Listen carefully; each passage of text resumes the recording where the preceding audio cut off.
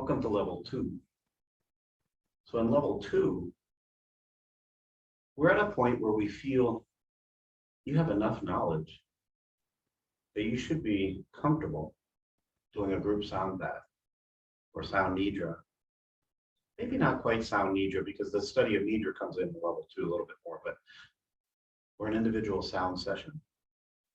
The overall goal from level 1 to level 2 is for you to take the lessons, the foundation from which we've set up for you and what you already brought to the practice and elevate it. So as you move through this section, there is a lot of reading, there are a lot of videos. The videos, actually, if it says that there's a video with a transcript right after it, if you'd rather watch the video, you don't have to read the transcript, or you'd rather read the transcript than watch the video, or you can read along as you go. They're pretty close together. They're not perfect word for word, but don't be overwhelmed. The one thing I want to stress is don't set yourself this arbitrary deadline that says, I am going to finish this in this amount of weeks, because there's a lot there to study. Now, everybody studies at different paces. Everybody learns in different ways, so we don't set a deadline on it. But since you already have a certification that you can move forward with and charge for sound sessions, there's no need to rush. When you move into the next level, you really want to focus on connecting to the passion that you have, the passion that drove you to this practice, and then elevate it. So as you go through this section, go through level 2, I ask you to open your heart, open your mind, and don't try to force it. Let it settle in. I like the way I teach, the way I like to teach that is, it's like we already have the seeds of wisdom within ourselves. We already have so much knowledge. As you've gone through the training so far, and you've brought your own practice into it, you have knowledge there. Now we want to nurture that knowledge and get it to grow, to thrive, to bloom. And so if you systematically take these lessons, take them to heart, not just to get through them, get a check mark and say, I'm done with this, but to truly find the things that resonate with you. Because the overall goal is for you to take this level 2 and move it into a level of mastery. How do you master this teaching? When you're listening to the teachings of Yoga Nidra, how can I take these teachings and share them or put them into my practice? When you're studying this lessons on tuning forks, how can I take the lessons that are being shown me, do my own research, because you're going to be asked to research on your own, and then take those lessons and use them in my practice if that's what you choose to do. So as you move through this lesson, you move through level 2. To move into a mastery, to consider yourself a master from our perspective, is you should be able to master whatever it is you're choosing to talk about. And we don't expect you to be able to teach everything that we're teaching, because not everything's going to resonate with you, or maybe it will. But take it one step at a time. Bringing in that wisdom and that knowledge to know that you can move on to level 3 once you've reached a certain number of goalposts that we'll talk about in just a moment. And you can come back, continue to study, and continue to study. You have access to the program forever, and we don't charge you extra to go back and continue to learn from level 3 to level 2 to level 3. So if you don't finish, and when you go into level 3 and you haven't mastered something like Gong because you didn't choose to master that in this lecture, come back and master it later, or tuning forks, or whatever it is. But what we are going to ask you is to master at least 2, preferably 3 instruments. And I would highly suggest, in fact, I'm on the edge of requiring one of those instruments to be crystal singing bowls. Because if you're going to choose to go into this field, these are the instruments that are going to be asked about the most. Now, you might not use them as much as some others do, but you should at least have the knowledge to talk about what they are and how they're used. You might choose to use metal instruments, maybe strictly Himalayan bowls and gongs, or you may strictly choose to use stringed instruments or wind instruments. They're all useful. You might choose to move into the space where all you're working with is tuning forks. I'm not going to say there's anything wrong with that. In fact, that's amazing, as long as you're doing it with intention. But to master it, To master something like a crystal singing bowl, you should be able to teach everything that you can about this. Now, that doesn't mean you have to know everything about it, but you should at least be able to explain how it's created, what it's made from. You should at least be able to teach how to play them and the different mallets and the different ways you can use these instruments. You should be able to explain from your perspective how these instruments,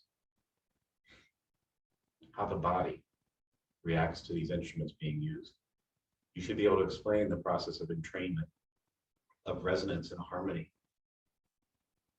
You might not wholly buy into the theory or the practice of chakras, but you should at least be able to explain how these are chakra-based instruments.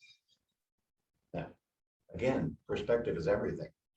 I was on YouTube recently and I was watching this gentleman talk about, he is teaching sound healing, but he says the whole chakra connection between the seven chakra set crystal bowl is all a marketing scam. That he doesn't believe that the way these bowls are laid out is the right way to connect the chakras. He teaches more of the Tibetan style. So he said it's a marketing scam. Now that's that guy's perspective. It doesn't mean he's wrong. I don't know. It's his way of teaching. And there are people who resonate with what he's teaching. For me, it took me a long time to get into this chakra-based practice. But in the years I've been teaching and sharing and using these instruments and sound, I've seen it work. The proof is in the process and in the practice. I've seen how it worked for me, and I see how it works for my clients. Now, of course, we turn back to that intention is everything. So maybe it's more my intention that the F note bowl is connecting to the heart chakra. Well, intention is everything, and that's all we need. See how I can talk about that? I can talk about it from my own perspective. So you should be able to do the same. To master an instrument, to master a skill, you should be able to talk about it from your perspective and own it. Truly own it. And don't force it. If it doesn't resonate with you, don't teach it. So open your mind. Again, using this instrument as a example, you should be able to teach how it's made, how to play it, the different mallets that you use on it, the different ways they are created, the different how they look, how they're used in a sound map, and you should be able to talk about a little bit of a different price range in them. You don't have to know everything about them, but you should be able to know those things to consider yourself a master.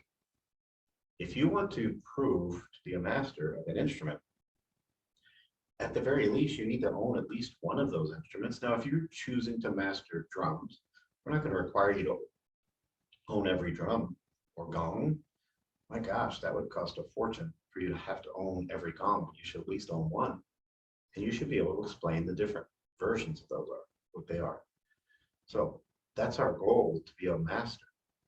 Now, to be a master of an instrument, what we're going to ask you to do is go all the way through the training in level 2. Go all the way through it. Even if you're not mastering an instrument, you need to study it. Because to be a master sound healer, you have to have the knowledge of every instrument, at least a little bit of knowledge, so that when you're questioned, you can at least push people into the right direction. So I'm going to ask you to go through all of the readings, all of the lessons in level 2, and then decide which ones you're going to master. Then choose which 2 or 3 you're going to come back to us and say, I want to master crystal singing bowls, Himalayan bowls, and gong. Okay. From there, there's going to be a workbook. You'll be assigned some research. We're going to ask you to record yourself explaining a few of these things and playing them. Again, don't set an arbitrary deadline. Open your mind. To be a master at something, that should be the focus. Not to get through it, but to truly master it. So you can talk about it inside out, upside down, right and left, in every way that people will come at you, because they will. Now, the overall goal for what you do with this practice, maybe your practice is to truly move into a space of therapy. Maybe you're going to use these instruments in a therapeutic space, to move into a space where you can not diagnose, but suggest or understand that if the person is going through a certain experience, this treatment can help to be of service in whatever way you choose. Now be careful. We aren't doctors, right? Unless you're a doctor or a true therapist, you might not want to call yourself you're not diagnosing someone. So be careful. But if you want to be a therapist of this practice, be a therapist. If you want to teach it, own it. Own it so you can teach it. That's where we want to move into, whatever it is you choose to do with it. So as we go systematically through this process, open your mind and relax into it.